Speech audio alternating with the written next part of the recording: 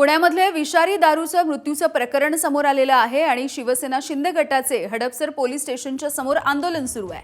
हडपसरमध्ये पांढरेमळा या ठिकाणी 5 लोकांचा विषारी दारू पिऊन मृत्यू झाला। या सगळ्याचा जाब विचारण्यासाठी शिवसेना देखील आक्रमक झाली आहे आणि शिवसेनेचे हे ठिय्या आंदोलन सुरू आहे।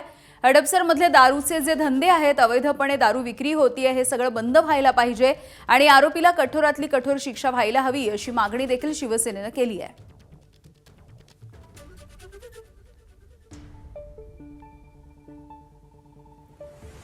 तर पुणे आणि पिंपरी चिंचवड या परिसरामध्ये ही दारू विकली गेलेली होती आणि अशा पद्धतीची विषारी दारू प्यायल्यामुळे 13 जणांचा आतापर्यंत मृत्यू झालेला आहे।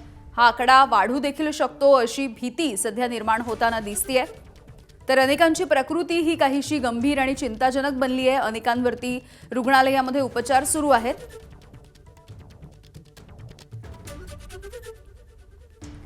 तर याच प्रकरणामध्ये हडपसरच्या विषारी दारूच्या प्रकरणामध्ये 3 जणांना सध्या पोलिसांनी ताब्यात घेतलंय।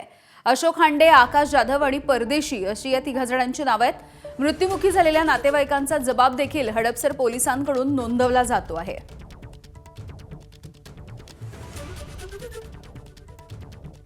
तर पिंपरी चिंचवडमधल्या दापोडी परिसरामधल्या विषारी दारूच्या प्रकरणामध्ये पुढची धक्कादायक अशी माहिती समोर येतेय। दारूमध्ये मिसळण्यासाठी वापरण्यात आलेलं मेथनॉल ऑनलाइन मार्केटमधून बनावट आधार कार्डाच्या सहाय्याने खरेदी करण्यात आलं। हे पोलिसांच्या तपासामधून उघड झालंय। या विषारी दारूमुळे 13 जणांचा मृत्यू झालाय। अनेकांवरती उपचार सुरू आहेत। या प्रकरणी दापोडी पोलिसांनी 6 आरोपींच्या विरोधात गुन्हा दाखल केलाय।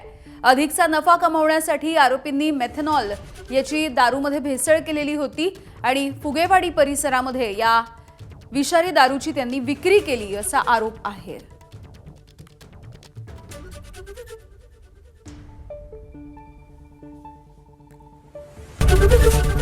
एबीपी माझा, उघडा डोळे बघा नीट।